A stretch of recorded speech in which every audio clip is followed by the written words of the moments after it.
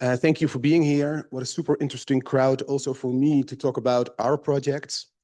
As Andrea already mentioned, I have an agency, it's called Frankly. And Frankly is an agency based in Amsterdam. And it's an agency where we try to find creative ways to communicate sometimes difficult stories. So you see some examples here. I'll get into it a little closer. This is the rain bar. It's a little bar that we produced. It's a bar where it rains inside. So once you come in, you have to wear a rain jacket. And you drink beer made out of rainwater. And the rainwater is collected on top of a rooftop in the center of Amsterdam. And of course, we like bars and we like beer. But it's not so much about bars and beers. It's about telling the story of all the water that is coming upon our cities, the story that you guys are telling as well. And we always try to find ways to tell that story. So in this case, it's a bar that we use to tell the story about all the water that, well, if we just put it into the sewage channels, it's a waste. And if we brew beer out of it, you at least have a beer. But of course, you can do many things. So there's a voiceover inside, and it will also tell you that you can do lots of things. You can green your roofs, you can start in your own garden, you can put a bucket to collect the water, etc., etc., etc. So we try to make you think, actually, by drinking a beer. This is another initiative that we've been doing for over 10 years now in Amsterdam. It's called Roof. Roof, of course, as we know in English, it's rooftop. We just write it in Dutch. It's ROEF with a little roof on top of the E. And we started out as a festival. So we also like to organize festivals, but it's another objective. We try to make people understand that we've got the biggest park in Amsterdam is the Vondelpark. I know you like numbers. I noticed yesterday, there's 25 Vondelparks of flat space in our city alone in Amsterdam. And it almost doesn't have a destination. I mean, if you look outside here, you see a lot of rooftops. They're also black. And it's not that difficult. So what we did first is we hosted a festival for a couple of days throughout the city. We did that for a couple of years where we showed people all the possibilities there are on rooftops and the things that are already being done. But the transformations goes way too slow. So last year, we did it for ourselves. This is a park that we built up in 24 hours in the center of Amsterdam on top of a parking garage. And we took it down in 24 hours as well. There was a greenhouse on top of the rooftop.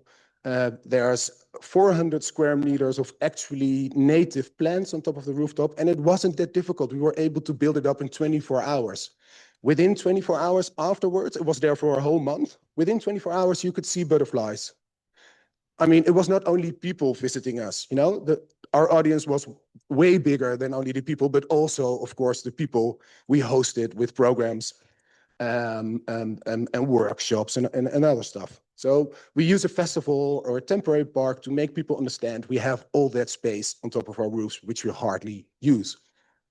This is a project that we're working on right now. We hope to start with it this year, 2026. It's called the Butterfly Highway, Vlindersnelweg in Dutch. And we start in Amsterdam.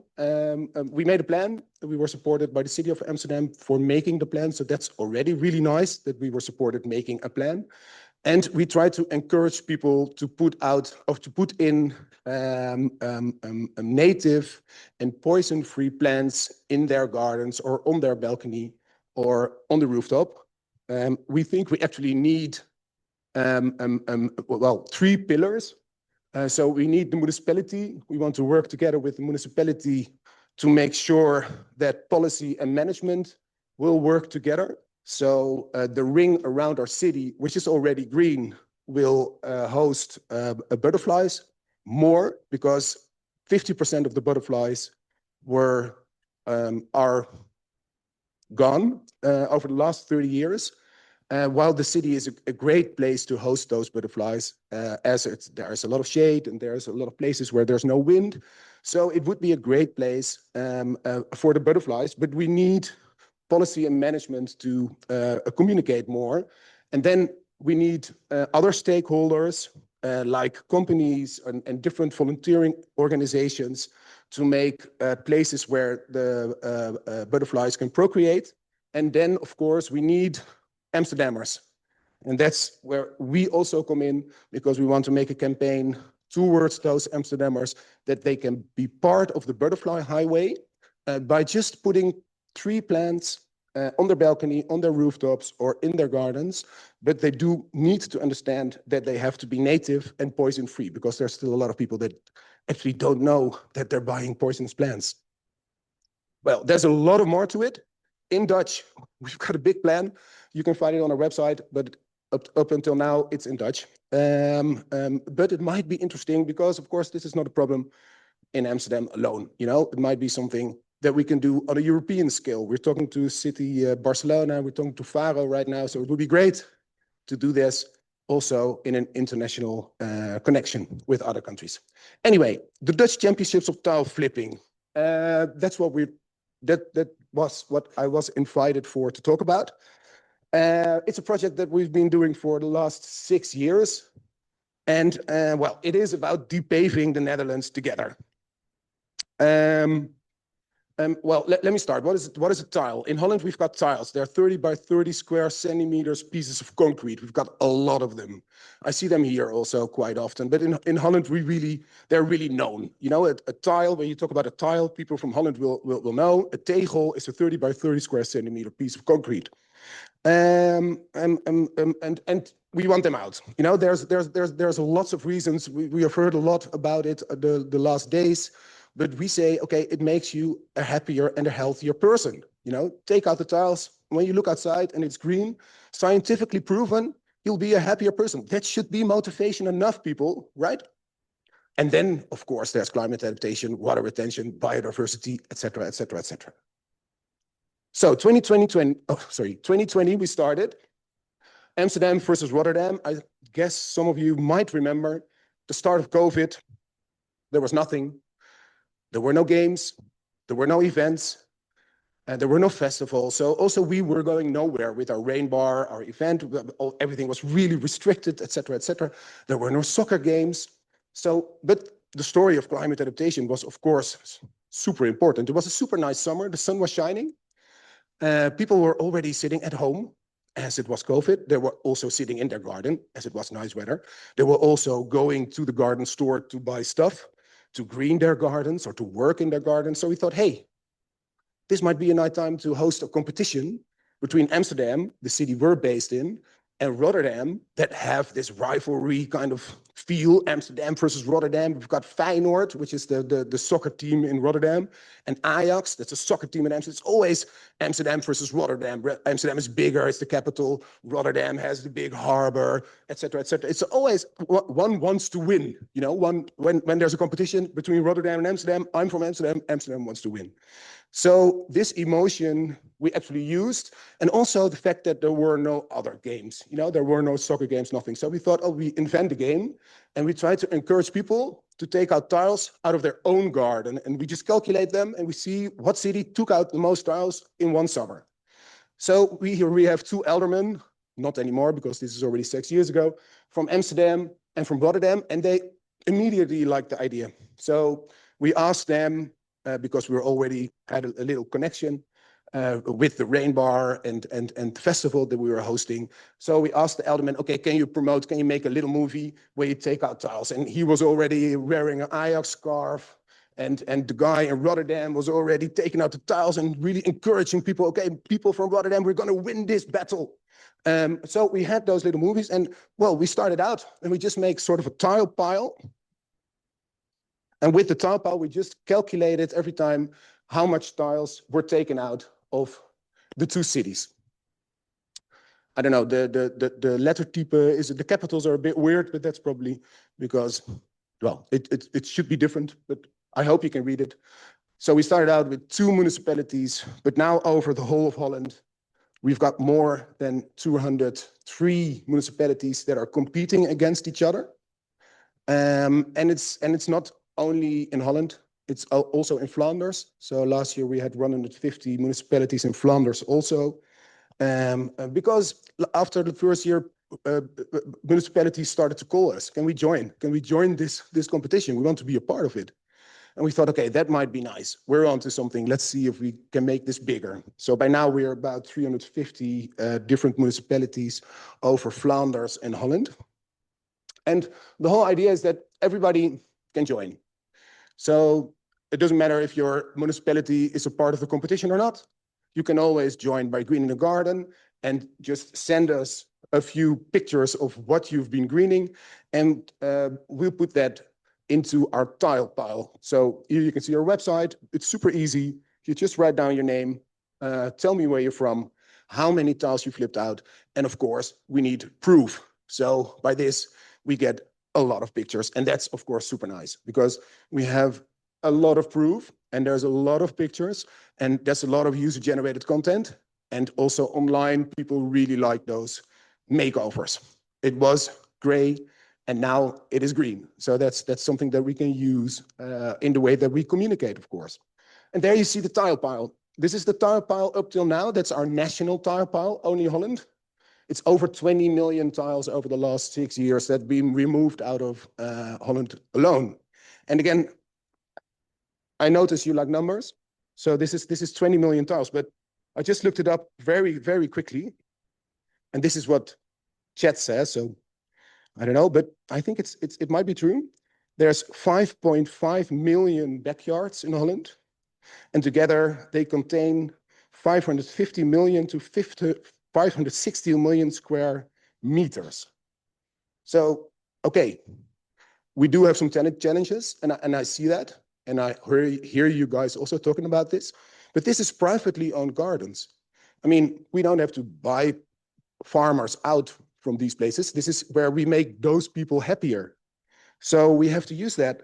And then also what I found, especially in the southern part of Holland, cities like Eindhoven and Den Bosch, that's quite big cities, the green percentage in the gardens is relatively low, 22%.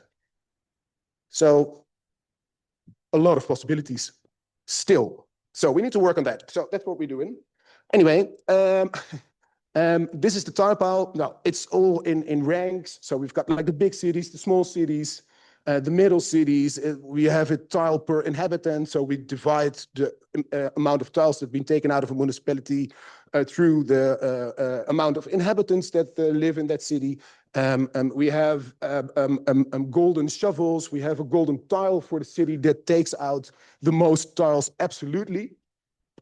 And well, we removed over 20 million tiles over the last few years. And I was saying this with all those ranks and stuff, because what we do, I mean, we are a creative agency.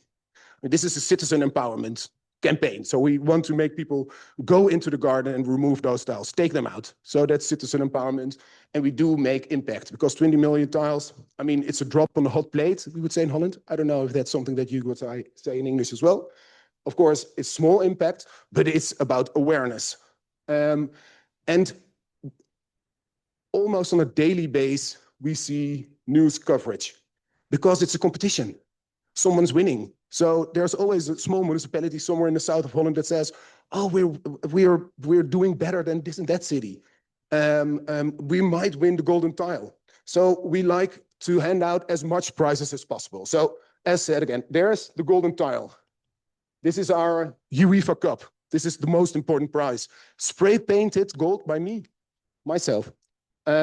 Taken out of a piece somewhere in Amsterdam and spray painted in gold. But that's what we hand out at the end of the year to the city that takes out absolutely the most tiles. So this is Arnhem. They took out 460,000 tiles 2 years ago. This is the flipper of the year. This is the guy that sends in a picture. And of course, we check all the pictures because we have to see if the amount of depavement that people are telling us what they took out, if that's actually true. So we check out about 6,000 contesters every year. We look at the pictures and we see whether they are correct or not. And we take out the nice pictures. And then every year we have a flipper of the month. And at the end of the year, we have the flipper of the year. And that's the guy, and he wins also a prize. Yay! And there's the golden shovel. And no. We like to hand out as much prizes as possible, but I mean, if you take out the tile, you're a winner anyway, right? Because you took out a tile, and it will probably make you happier. So a lot of winners brings us to this. Well, quite some visitors per month, quite some social media views, as said before. There's a lot of user-generated content. People like to see those makeovers. There's a daily media coverage. Last year, this program alone made about 6 million worth of media value. And that's not only locally, but also nationally, and by now also internationally. And then we can look at this. And this is really, really funny, because we invented the word Tegelwippen. That's a bit hard to explain in English, as the word wippen has also another connotation in Holland. So that's why some people might think it's funny. But still, Tegelwippen, taal flipping, became a word that is now in the Van Dalen. And the Van Dalen is the most important dictionary in Holland. But not only that, when it comes to bucket lists, here, and I'm not pointing to the BBC or the Guardian that did an interview with me, which is also funny, but the bucket list is Donald Duck. So Donald Duck is also flipping the tiles. And it says actually literally, oh, today I'm going to whip some tiles. And then Guus Geluk, Guus, I don't know what his name is in English. He says, oh, it's way too much work for me. And then he starts out flipping the tiles on the back of the Donald Duck last summer. Oh, well. And then, of course, this is also super nice. There's a lot of fan content. This is an alderman from the south of Holland who made a rap for the inhabitants in his municipality, start out flipping tiles. Super funny.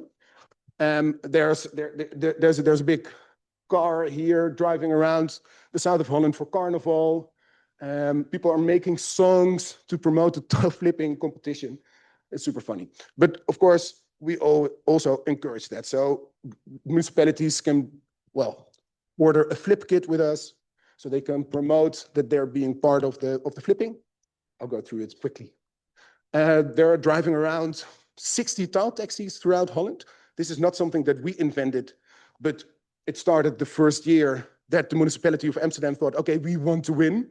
So the aldermen were questioned in council, who is winning? Is it Amsterdam? Is it Rotterdam? And Rotterdam was winning. And they said, okay, what's the biggest problem? Why are people not taking out the tiles? Okay, tiles are super heavy. Okay, we need to invent something. Okay, a tile taxi came, and a tile taxi just picks up the tiles in front of your garden, and he takes them away. So now there's about 60 tile taxis running throughout Holland, picking up tiles. This was super nice. This is a football grass action. It started in Arnhem, and then it went to Rotterdam, and now we are working on it in Amsterdam as well. So the soccer playing field, which is made out of grass, of course, needs to be taken out every couple of years. So what they did is you could pick up a little piece of the stadium grass when you handed in a tile. We didn't do this. This is something that Rotterdam did and the municipality of Arnhem did. And it got so big that it was a lottery because everybody wanted a piece of the holy grass out of the Kuip Stadium in Rotterdam. Well, there's swap your tile actions. We did a Winner Green Street thing. We're trying to encourage also people working for the municipality, the civil servants, of course, that work in the green sector, to make their own municipality also green. So it's also about public spaces. And then, of course, I know it's a little bit of a strange word, Tegelwippen, but I do see a European championship, guys. It might be feasible.